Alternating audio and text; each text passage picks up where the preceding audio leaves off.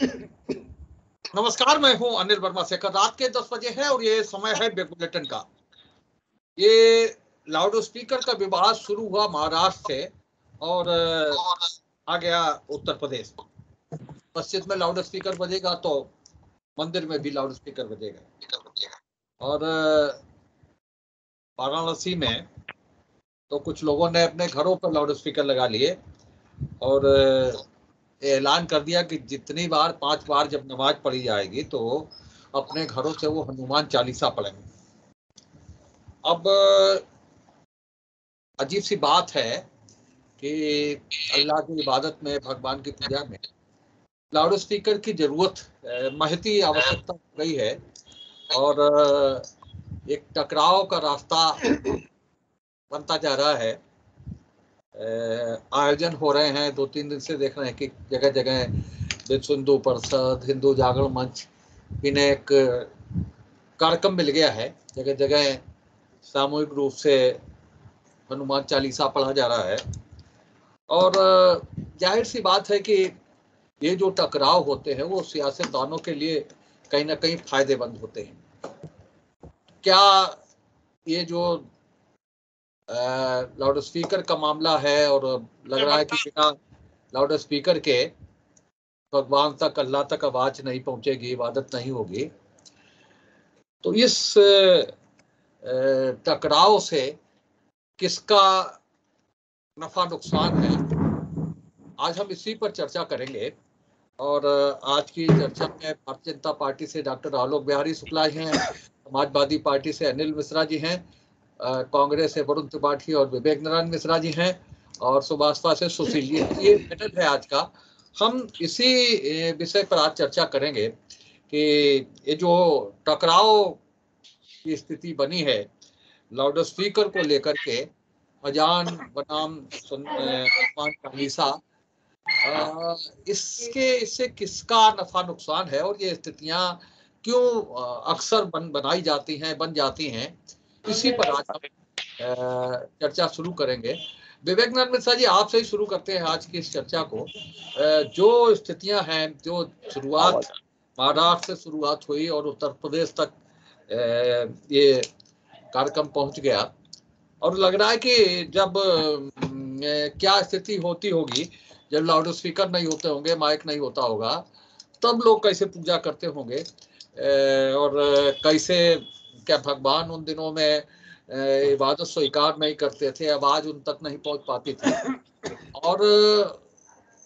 और भी कल्पना आप करें तो समझ सकते हैं कि आज से पहले 100-150 साल पहले या जब भी इस तरह की स्थितियां बनी रही होंगी तो बड़े बड़े मकान, बड़े बड़े क्षेत्रों में आवास होते थे और कैसे उन दिनों में बिना लाउड स्पीकर के काम चल पाता था।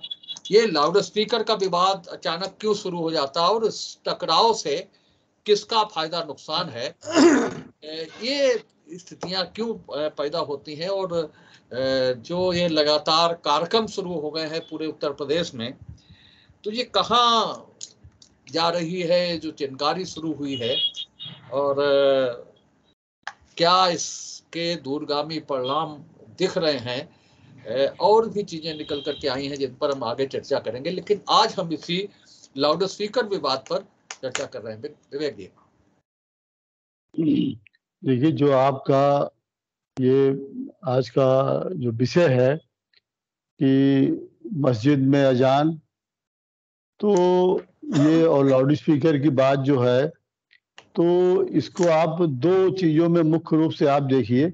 एक तो आपने जो बात कही अभी कि 100-150 साल पहले भी इस तरह के सब इबादत और पूजा होती थी, हनुमान चालीसा पढ़े जाते थे, अजान भी होती थी, तो उस समय क्या ये अल्लाह तक या ऊपर वाले तक ये आवाज नहीं पहुंचती थी क्या? ये आपका सवाल। दूसरा सवाल है कि वर्तमान में जो ये हो रहा है तो इसका क्या औचित्य है, उसका किसे फायदा मिल रहा है और ये क्यों शुरू हुआ जो पिछले 70 सालों में नहीं हुआ। ये दो चीजों में आपका मुख्य बात है। ये देखिए, जो आपने पहले बात कही कि 100-150 साल पहले तो कैसे आवाज पहुंचती होगी, तो देखिए ये तो एक समय के साथ परिवर्तन होते हैं, बहुत सी चीज़ों में परिवर्तन हुआ, तो उसके साथ ये लाउड स्पीकर का भी इजाद हुआ, तो चीज़ों को थोड़ा सा और आगे बढ़ती चली गई। जैसे और तमाम चीज़ों में हुआ कि पहले हम लोग दोना पत्तल में बैठ के खाते थे, 7 दिन बारात रुकती थी। अब उसके बाद मेज कुर्सी और बफे सिस्टम और ये 1 दिन की बारात हो गई। तो ये सब इस तरह के परिवर्तन हैं जो आते चले गए, तो इसलिए इसका कोई ताल्लुक नहीं है कि 150 साल पहले ऊपर वाला आवाज़ कैसे सुनता होगा, कैसे हमारी अजान सुनता होगा, कैसे हनुमान चालीसा सुनता होगा। और आज क्या लाउड स्पीकर के बगैर लाउड स्पीकर से सुन पा रहा है, पहले नहीं सुन पाता था। तो ये तो एक समय के परिवर्तन के साथ हम अपग्रेड होते रहे, उसके साथ ही चीजें हैं ये। दूसरी सवाल सबसे अहम है शेखर साहब ये कि ये मस्जिदों में लाउड स्पीकर तो पिछले 70 सालों से लगे हुए हैं, और अखंड पाठ में या सुंदरकांड का भी मान लीजिए शुरू हुआ, या और इस तरह उसमें तो लाउड स्पीकर 70 सालों से लगे आ रहे हैं। अब ऐसी कौन सी स्थितियां ऐसी पैदा हो गई जिससे कि इस तरह के टकराव या इस तरह की बातें जो होने लगी, ये सबसे बड़ी बात है ये।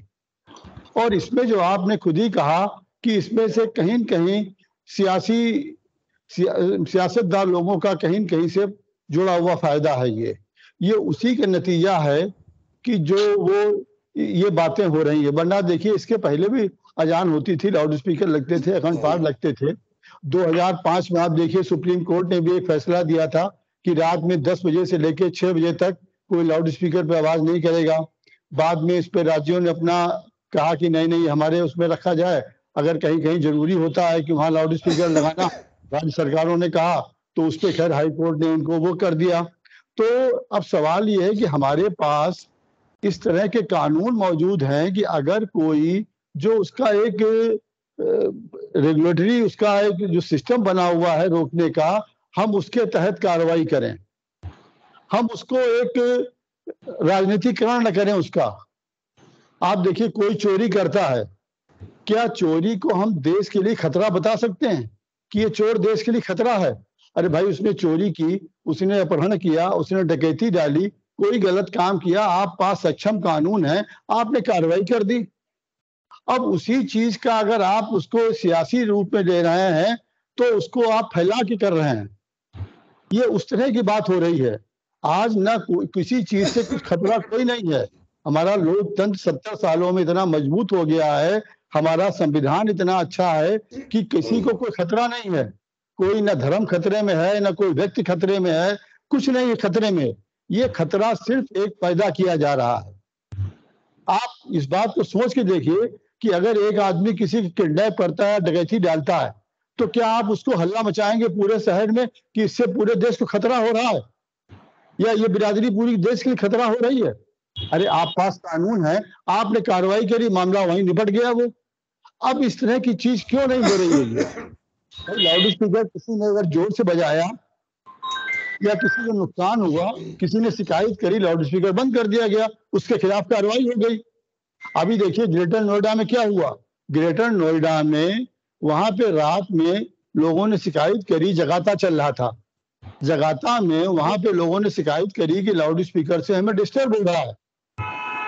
शिकायत करने गए थे, उनको और उनकी पत्नी को आप समझिए कि एक तरीके से उनके साथ लिंचिंग करी गई। तो ये चीजें क्यों हो रही हैं? ये चीजें इसलिए हो रही हैं कि आज इनका कहीं न कहीं से माहौल बनाया जा रहा है और इनका फायदा लेने के लिए बनाया जा रहा है, इसलिए ये चीजें हो रही हैं। आप उस पर समुचित कार्रवाई नहीं कर रहे हैं, आप उसका सियासी फायदा लेने की कोशिश कर रहे हैं। किसी ने भी कुछ अगर गलत किया, मान लीजिए कुछ भी हो रहा है, आपने कानूनी कार्रवाई कर दी उसके ऊपर, वो क्यों नहीं हो रही है? इसको क्यों एक टूल दिया जा रहा है? क्यों इस बात को एक राजनीतिकरण इसका किया जा रहा है? ये सिर्फ किया जा रहा है आज पिछले 8 सालों से सिर्फ फायदा लेने के लिए।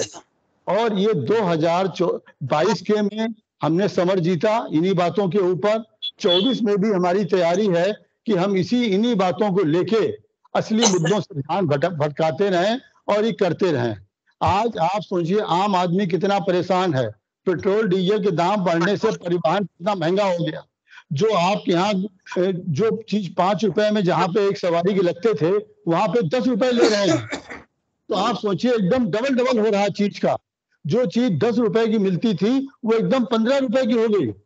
रुपए 2 रुपए बढ़ते थे पहले, लेकिन अब तो इस कदर चीजें बढ़ रही हैं। ये आज इन मुद्दों से ध्यान हटाने के लिए हम एक न एक नया शगुफा ले आते हैं। रोज हमारे पास भी लोग आते हैं, इस तरह के चैनल में सवाल आते हैं कि इनका जवाब लीजिए। ये तो ये सारा का सारा मामला ना अजान का है, ना हनुमान चालीसा का है।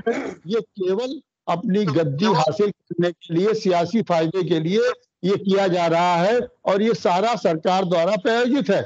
मेरा एक निवेदन है कि प्रधानमंत्री जी हर महीने मन की बात करते हैं, वो क्यों नहीं इन मुद्दों को लेकर मन की बात करते हैं।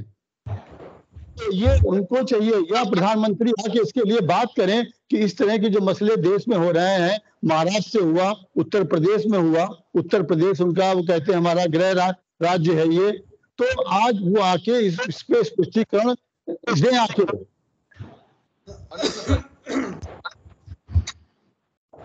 अनिल मिश्रा जी। शेखर जी, बहुत संवेदनशील विषय है, और आप क्या है, मैं इसलिए कह रहा हूं कि संवेदनशील है कि जो एक माहौल बनता चला जा रहा है, यहाँ हमारे सभी मित्र बैठे हुए हैं। मेरा एक अनुरोध है, कई दृष्टिकोण से इसके ऊपर जो है वो सोचने की बात आएगी, लेकिन मैं ये भी अनुरोध करूंगा कि पार्टी लाइन की भी एक लक्ष्मण रेखा है कि सबकी, लेकिन उसके बाद सबसे पहले इस हिंदुस्तान के नागरिक होने के भी कर्तव्य निर्वहन करना है। तो आज की डिबेट में अगर कहीं कुछ सार्थक सोच आती है तो शायद बहुत अच्छा होगा, और आने वाले इतिहास में हो सकता है कि कहीं एक गिलहरी की तरह से हम लोगों ने भी रेत का कण डाला हो पुल बनाने के लिए। एक नजरिया तो इसका है कि कानूनी तौर के ऊपर क्या होता है, कानूनी तौर पे क्या हो सकता है। एक नजरिया दूसरा है जिसमें कि हमारे भारतीय जनता पार्टी के मित्रगण जो हैं, एक तथाकथित हिंदुत्व को लेकर के उस नजरिए से भी देखने की बात करते हैं इसको। और एक तीसरा नजरिया है, और वो है भावनात्मक नजरिया। मैं एक बात पूछ रहा हूं, कोई धर्म जो है वो ये नहीं कहता है कि आप हिंसा करो, कोई धर्म ये नहीं कहता है कि आप जो है किसी के दिल को दुखाओ, किसी के संग जाति करने की बात करो, कोई ऐसा कार्य करो कि जो समाज को नुकसानदेह हो। तो फिर आज ये जो मानसिकता बनती जा रही है, इसके दुष्परिणाम क्या होंगे? अगर दंगा होगा तो दंगे में मरने वाला चाहे किसी जाति धर्म का व्यक्ति हो, लेकिन वो हिंदुस्तानी होगा जो मरेगा। तो इसलिए कृपया इस नजरिए से सोचने की बात ये कि ये नफरत की बात, ये नफरत की भावना, ये जितना बलवती होती जाएगी। और एक बात और समझ लीजिए कि जहां पर नफरत, जलन, घृणा, विद्वेष जो है अगर हावी हो गए तो शांति नहीं होती, और शांति के बगैर विकास नहीं होता। एक जो है वो दूसरे धर्म का भी पालन करना है प्रत्येक सरकार को, चाहे कहीं की बात हो, चाहे मध्य प्रदेश की हो, चाहे यहाँ की हो, चाहे किसी जगह की बात हो। मैं हर सरकार को इसमें जो है अपने कटघरे में ला करके बात कर रहा हूँ। क्या राज धर्म का पालन नहीं करना होगा? और जब राज धर्म का पालन करने की आप बात करोगे तो क्या उसके बाद आम जनता की सुख शांति और उसके विकास की बात पूछोगे? और ये किसी इतिहास के किस पन्ने के किस पंक्ति में लिखा मिल जाएगा आपको सैकड़ों हजारों साल के इतिहास में कि जहां पर शांति नहीं रही है वहां पे विकास हुआ? तो प्रत्येक सरकार का ये भी अपना एक राजधर्म है कि महंगाई घटे, ये भी राजधर्म है कि बेरोजगारी खत्म हो, ये भी राजधर्म है कि शांति बनी रहे। कोई भी व्यक्ति, और मैं एक बात और पूछ रहा हूं, क्या किसी व्यक्ति को ये अधिकार है कि वो पैदा होने के पहले ये तय कर सके कि हम कहां पैदा होंगे? है अधिकार? एक सवाल कर रहा हूं और इसका जवाब जो है वो अपने उछाल रहा हूं कि इसको करिएगा। विवाद पर बोलिए, लाउड स्पीकर विवाद पर। मैं वहीं आ रहा हूं, कोई मुसलमान के घर पैदा हो गया, कोई हिंदू के घर पैदा हो गया, कोई ठाकुर के घर, कोई क्षत्रिय के घर, तो अगर कहीं पे कोई बात बनती है तो जो दोषी व्यक्ति है उसके खिलाफ कार्रवाई करनी चाहिए। कि हम जहां पे हैं तो उसके बाद में सामूहिक तौर पर जो चलेगा। और भाई साहब एक बात बड़ी साफ समझ लीजिए, खूब चलाइए बुलडोजर, खूब जो है ठोको नीति रखिए, खूब जो है सब करने की बात करिए, लेकिन कम से कम प्रजातंत्र को, लोकतंत्र को और यहाँ के हिंदुस्तान की शांति को बचाए रहिए। महंगाई पे चढ़ा दो बुलडोजर। अजान जो है वो अपने, आप कह रहे हो कि अजान नहीं होनी चाहिए, चलिए कोई भी अगर जो है वो अपने क्या परंपरा है, चाहे अजान की हो, चाहे अपने जो है जागरण की हो, जगराता की हो, जहाँ पे अगर कहीं पब्लिक के लोगों को कोई कष्ट हो रहा हो तो उसको किया जा सकता है, उसको अपने उसके हिसाब से करा जाता है। मुख्य बात ये कि आम जनता को कष्ट नहीं होना चाहिए, लेकिन उसके ऊपर जो है राजधर्म का इस तरीके से विभत्स स्वरूप में पालन करें कि जो नहीं जिम्मेदार हैं उनके घर भी बुलडोजर से नष्ट कर देंगे। मैं आखिरी बात कह रहा हूँ केवल एक शब्द के साथ, एक व्यक्ति ने अपना एक आशियाना बनाया, जिंदगी भर परेशानी में रहा और रिटायरमेंट के बाद अपने पूरे फंड को लगा करके एक मकान खड़ा किया उसने, और दंगाई निकले उधर से और उन्होंने उसके मकान में आग लगा दी। तो मालूम क्या कहा था उसने कि क्या कभी सोचा था तुमने ये घर जलाने के पहले, एक उम्र गुजरी है मगर इसको बनाने के पहले। तो किसी की पूरी जिंदगी को तबाह करने का हक किसी को नहीं होता, चाहे कहीं पे कोई कितना शक्तिशाली व्यक्ति क्यों ना बैठा हो। ये बहुत ही जो हम केवल लाउड स्पीकर विवाद पर सीमित हैं आज की चर्चा में। सुनील, आज की चर्चा में लाउड स्पीकर विवाद पर बोलिए। मैं कह रहा हूं कि इस विवाद की चर्चा को ही एक विराम देते हुए खत्म करना चाहिए कि नफरत जो है पैदा करने वाला कोई एक्ट ना हो, और सरकार की जिम्मेदारी है कि शांति बनी रहे, चाहे कहीं कोई किसी जात का हो, किसी धर्म का हो, किसी उसकी व्यवस्था में हो। व्यवस्था शांति बनाए रखने की जिम्मेदारी। भाई शुरू करिए। जी देखिए भाई साहब, जल्दी शुरू करिए। हाँ, गाजियाबाद से लगाकर कई बार मंदिर के ऊपर से और मस्जिद के ऊपर से लाउड स्पीकर उतरवाए गए। ये तमाम सरकारें जो बनती रही हैं, सरकारों के ऊपर ही ये लाउड स्पीकर हैं और ये सब चल रहे हैं। हिंदू मुसलमान की राजनीति करने वाले व्यक्ति सिर्फ ये सोचते हैं कि भारतीय जनता पार्टी में आपने देखा होगा कि हिंदू मुसलमान की राजनीति करते करते लाउड स्पीकर पे भी बात करने निकलते हैं अपनी अपनी। और गाजियाबाद है, रामपुर है, मुरादाबाद है और कई जिले, बरेली है, जो कई जिले ऐसे हैं कि जहां पर जो है लाउड स्पीकर उतरवाए थे, लाउड स्पीकरों का बोलबाला किया गया, लेकिन उससे कुछ होता नहीं है। ये सिर्फ जो है जनता को बेवकूफ बनाने का काम किया जाता है कि लाउड स्पीकर के बारे में आइए, मंदिर के बारे में आइए। ये सिर्फ जनता को बेवकूफ करने की बात है। जनता को बेवकूफ बनाया जाए किसी तरीके से, हम उसको जनता को हिंदू की भावना को बनाए रखने के लिए, सिर्फ हिंदू की भावना को बनाए रखने के लिए सिर्फ यही है कि इनको लाउड स्पीकर दिखाई देते हैं। कहीं मस्जिद पर हनुमान चालीसा की बात करें, कहीं लोग जो है चले जाते हैं कि हनुमान चालीसा मैं पढ़ूंगा यहाँ पर।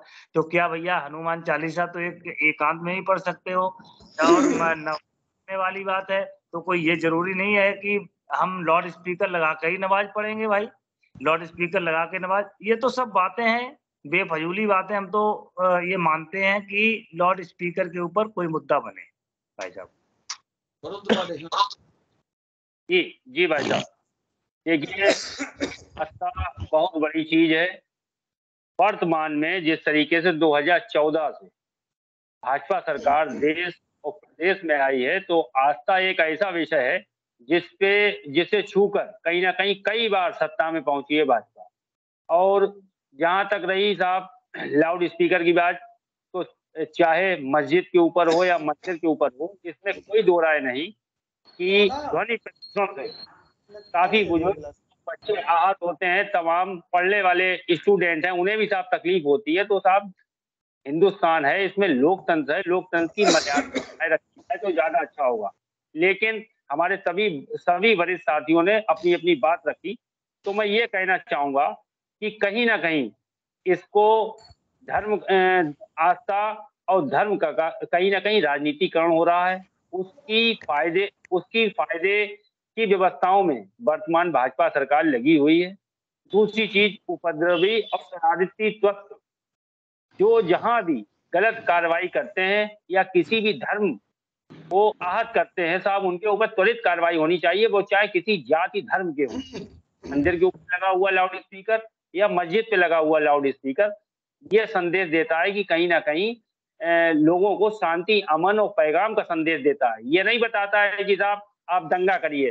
दंगाई किसी भी जात का हो, धर्म का हो, कतई बख्शा नहीं, उसे छोड़ा नहीं जाना चाहिए। दूसरी चीज आप ये देखिए कि तमाम ऐसे मुद्दे हैं जिनसे कहीं ना कहीं इन सब चीजों को सामने लाके जनता को एक दूसरे रास्ते पे पहुंचा रही है भाजपा, जिसमें साहब विश्व हिंदू परिषद तमाम आयोजन करता है।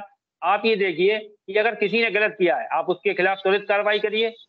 और जिस तरीके से धरातल पर महंगाई इस समय चरम पे है, तो आम जनमानस से जुड़े हुए मुद्दे आप देखिए कि ये हमारा विकास है साहब कि 7 साल के अंदर जब से भाजपा सरकार आई है, आज हम उस दिन के लिए भाजपा सरकार को धन्यवाद देते हैं। संसद में सबसे महंगा सिलेंडर अगर कहीं मिल रहा है तो हमारे भारत में मिल रहा है। दूसरी चीज, यूरिया हो, चाहे पेट्रोल हो, डीजल हो, आज सीएनजी के रेट बढ़ रहे हैं। सीमेंट की बोरी पे आज साहब 50 रुपए बढ़े। तमाम महंगाई दर इतनी भयानक विकराल रूप ले चुकी है कि जिसका कोई अनुमान नहीं है। जीडीपी का क्या आलम है हम सब जानते हैं। तो तमाम जनता से जुड़े हुए मुद्दों को कहीं ना कहीं किनारे करते हुए लाउड स्पीकर, हिंदू मुसलमान शमशान कब्रिस्तान, उत्तर प्रदेश के भी चुनाव में देखा।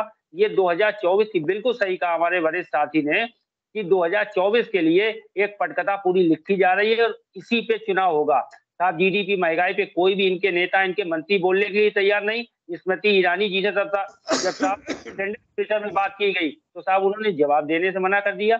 बाबा रामदेव साहब पेट्रोल और डीजल पे साहब क्या क्या बातें करते थे, आज साहब जवाब नहीं दे रहे। तो साहब हाथी के दांत दिखाने के कुछ और हैं और खाने के कुछ और।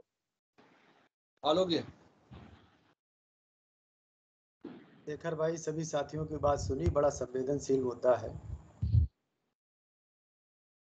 देखिए, किसी की पूजा पद्धति पर कोई विरोध नहीं है।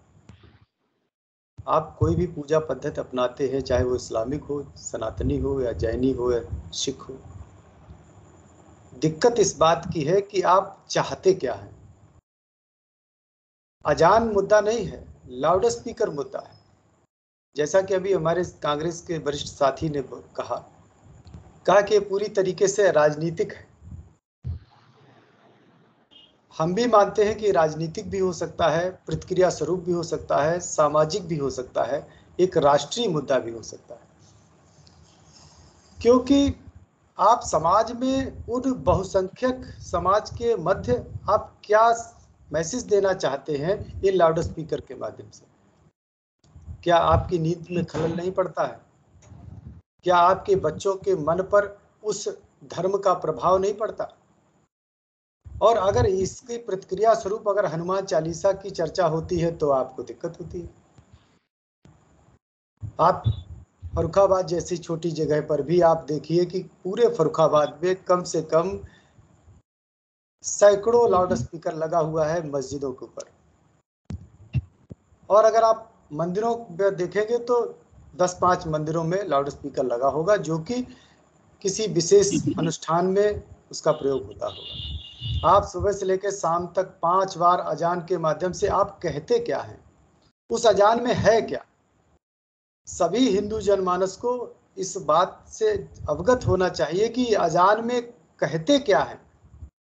ये जो जिस भाषा का इस्तेमाल करते हैं उस भाषा से हम सब लोग परिचित नहीं हैं।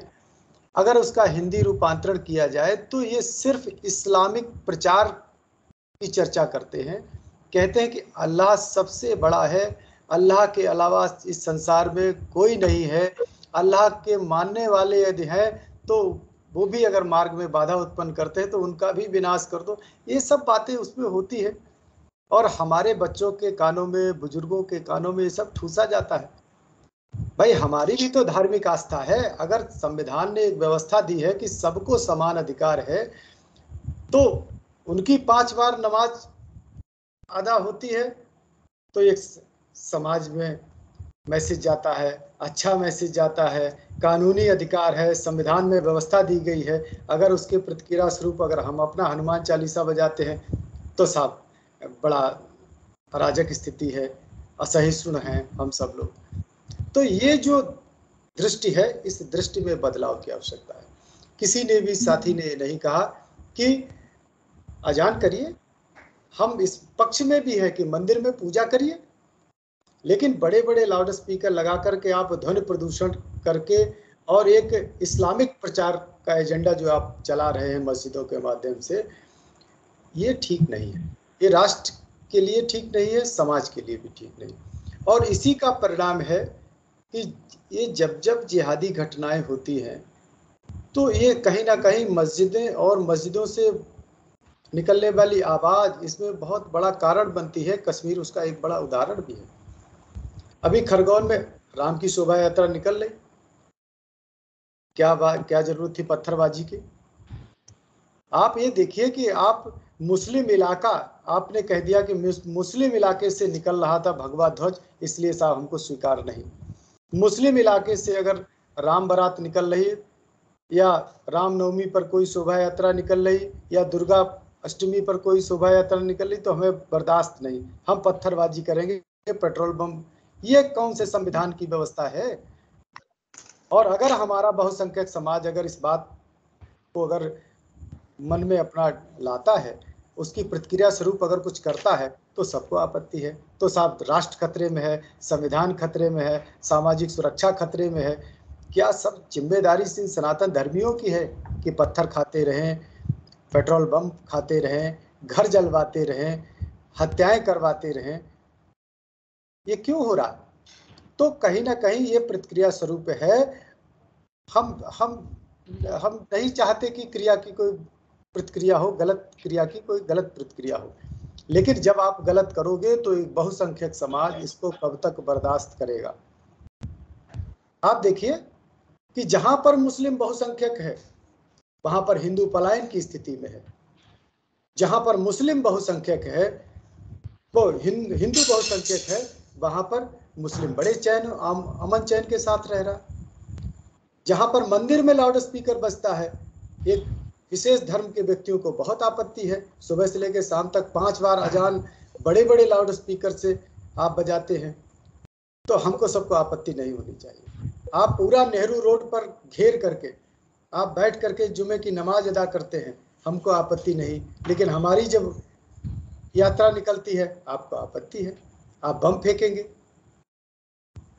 तो अगर उस पर सरकार अंकुश लगाती है, हमारा बहुसंख्यक वर्ग अगर चिंतित है, उस पर कोई क्रिया की प्रतिक्रिया करता है, तो इसको सराहा जाना चाहिए। क्यों? क्योंकि क्रिया की प्रतिक्रिया नहीं होगी, हर कार्य संविधान से होगा। तो संविधान ने ये भी तो कहा कि सामाजिक न्याय की अवधारणा पर चलेगा। तो सामाजिक न्याय की अवधारणा क्या है? अगर आप 10-10 लाउड स्पीकर बजाते हो तो हम 10 लाउड स्पीकर बजाएंगे।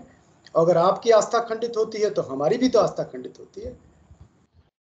आपकी आस्था आस्था है, हमारी आस्था आस्था नहीं। दूसरी बात, आप चाहे अमरनाथ, आप देखिए नहीं, पूरा परिदृश्य देखिए आप कि जब जब हिंदुओं के त्योहार आते हैं इलाके संवेदनशील हो जाते हैं, पुलिस प्रशासन सतर्क हो जाता है। उनके त्योहार आते हैं, कोई आवश्यकता नहीं। ये सतर्कता किसके प्रति है? क्यों ऐसा माहौल विकसित हो रहा है? क्यों वो धर्म हमको अपने अनुष्ठानों के आयोजन में बाधा उत्पन्न करता है जबकि हम बहुसंख्यक हैं? ठीक है हाँ। देखिए, आज जो हमारे प्रोफेसर साहब ने बात कही, वो उन बातों का बिंदुवार जवाब बहुत जरूरी है। बहुत अच्छी बातें कही। आप बुद्धिजीवी हैं, तो बुद्धिजीवी होने के नाते आपकी बातें बहुत गौर से सुनी हमने। ये देखिए, ये हम लोकतंत्र में हैं, संविधान हमारा है देश का, और हम कोई जंगल राज में नहीं हैं कि जिसकी लाठी उसकी भैंस। हम ना हिंदू या मुसलमान या कोई भी देश में रहने वाला ऐसा नहीं है कि वो इतना निरीह असहाय है कि लोग पत्थर मार रहे हैं, लोग लाठी डंडे मार रहे हैं, जुल्म जाति कर रहे हैं और कानून नाम की चीज कोई नहीं है। ऐसा कुछ नहीं है। कानून अपना काम करता है। इसलिए ये कहना तो बिल्कुल सही नहीं है कि पत्थर हम कब तक खाते रहेंगे, कब तक हम ये बातें सब सुन, ऐसा कुछ नहीं। आप किसी को जोर से अगर आप शब्द बोल दें, गाली बक दें या कुछ कह दें, तो उसके लिए कानून अपना है काम करने के लिए। आप कह रहे हैं पत्थर हम खाते कब तक रहें, तो ये आज शुक्ला जी, और तो ये बात एक, अब आप सोचिए कि आपने कहा कि लाउड स्पीकर जोर से बजते हैं। लाउड स्पीकर 70 साल से या जब से देश आजाद हुआ तब से बज रहे हैं। उनके लिए एक कानून बना हुआ है। अगर लाउड स्पीकर जोर से बजते हैं तो उस वहां लोग शिकायत करते हैं तो वो लाउड स्पीकर बंद कराया जाता है। तो उस लाउड स्पीकर के लिए कानून बना हुआ है।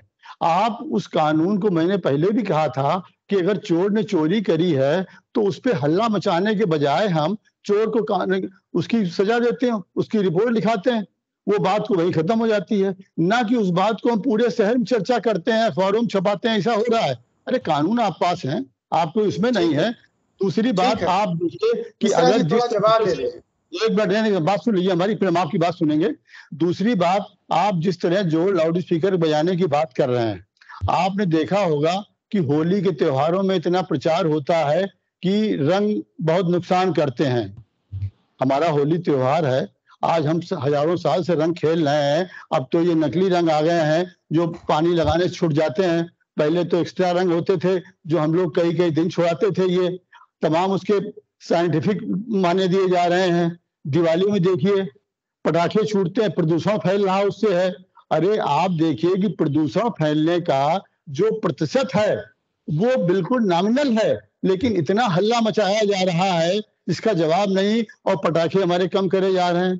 तो अगर इस तरह की बातें करके आप ये, और दूसरी बात आपने कही कि रूट की बात, हर थाने में शांति कमेटियां बनी हुई हैं, आपके शहर में भी होगी, हर शहर में है। वहां पे कोई अगर जबरदस्ती किसी उसमें रूट तय हो जाता है, चाहे 12 वफात का जुलूस हो, चाहे गणेश विसर्जन का हो या दुर्गा विसर्जन का हो, सबका एक रूट तय होता है, उस रूट से वो निकाला जाता है।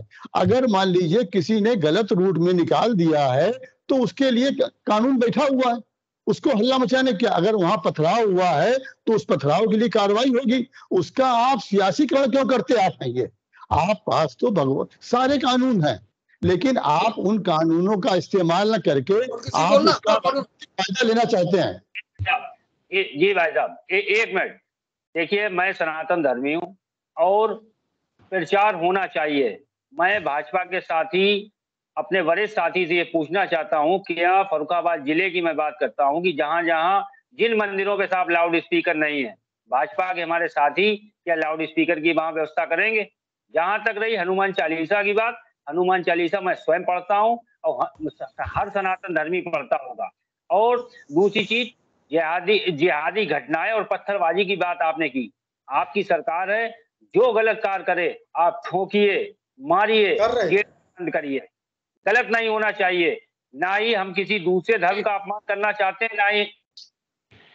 ठीक, आप शेखर जी, मैंने सबसे पहले शुरुआत की थी कि बहुत संवेदनशील विषय, और शायद बहुत सी बातें आने के बाद भी मैं बहुत से मुद्दों को छोड़ गया, और जानबूझ करके छोड़ गया कि अगर उन मुद्दों को मैं टच करूंगा तो बहस मुबाहिसे में फिर वही भावना आ जाएगी कि जहां पे एक कट्टरपंथ दूसरे कट्टरपंथ को प्रभावित करने की बात करता है।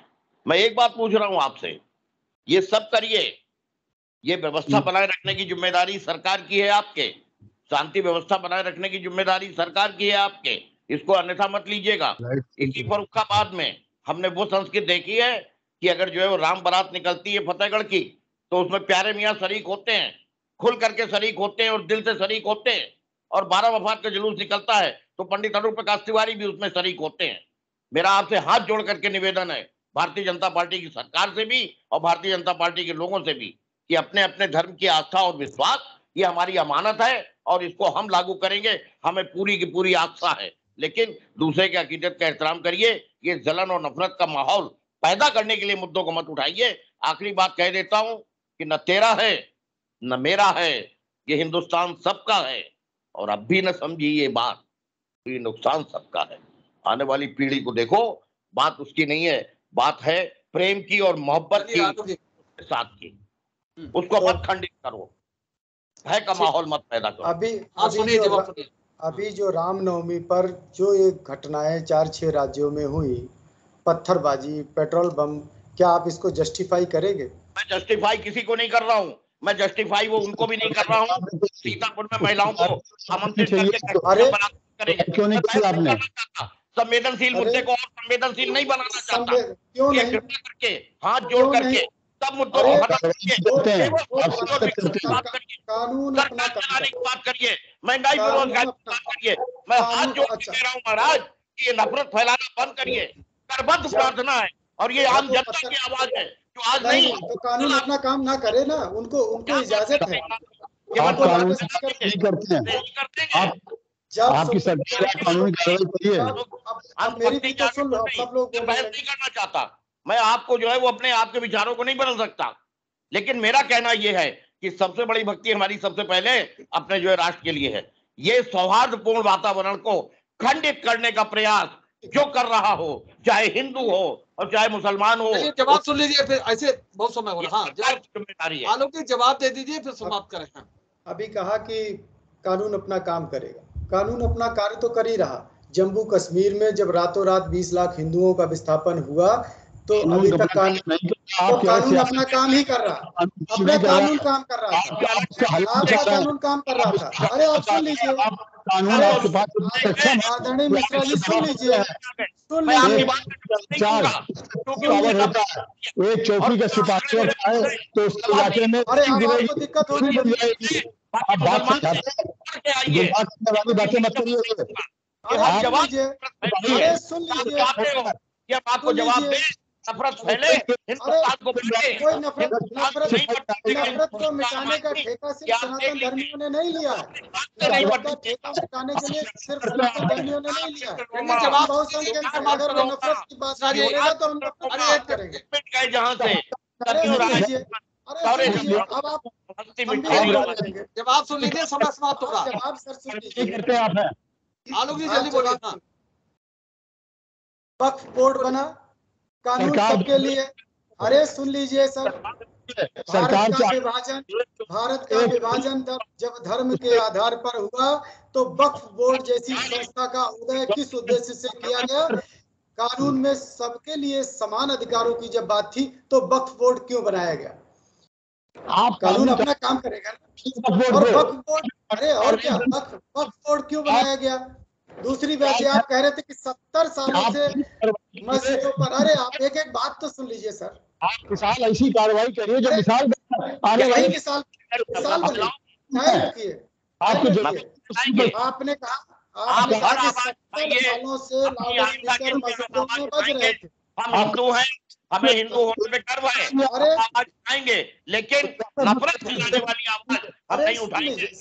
अरे सुन लीजिए, आपने कहा आप एक अपनी कार्रवाई करके सुनना चाह रहे हैं कि हमने ये कार्रवाई सुनना चाह रहे हैं।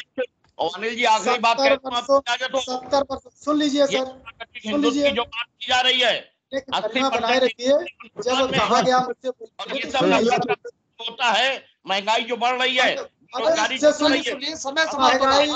महंगाई, बेरोजगारी सब कुछ अलग है, वो अलग मुद्दा है, उसकी चर्चा मत करिए। अरे आप सुन लीजिए, टाइम बर्बाद कर रहे, जनता सुन रही है। आपने वक्फ बोर्ड जैसी संस्था का निर्माण किया, सामाजिक समरसता और न्याय की परिभाषा के अंतर्गत आता है क्या? संविधान में वक्फ बोर्ड की व्यवस्था की गई थी? अरे आप मैं 2-3 प्रश्न कर रहा हूँ, आप दीजिए थोड़ा जवाब। ये वक्फ बोर्ड एक चौकी आपने कहा कि 70 वर्षों से लाउड स्पीकर बज रहा है। आप पूरे हिंदू जनमानस को 70 वर्षों से लाउड स्पीकर बज रहा था, दिक्कत नहीं थी। अगर हमारा हनुमान चालीसा बजने लगा आपको दिक्कत होने लगी, आपको दिक्कत। अरे अगर हम हनुमान चालीसा लाउड स्पीकर के माध्यम से कहने लगे तो हम नफरत फैला रहे हैं। आप 70 साल से लाउड स्पीकर पर अजान चिल्ला रहे हो, वो नफरत नहीं थी। कार्रवाई नहीं करते हैं और बढ़ाते जाओ नफरत को।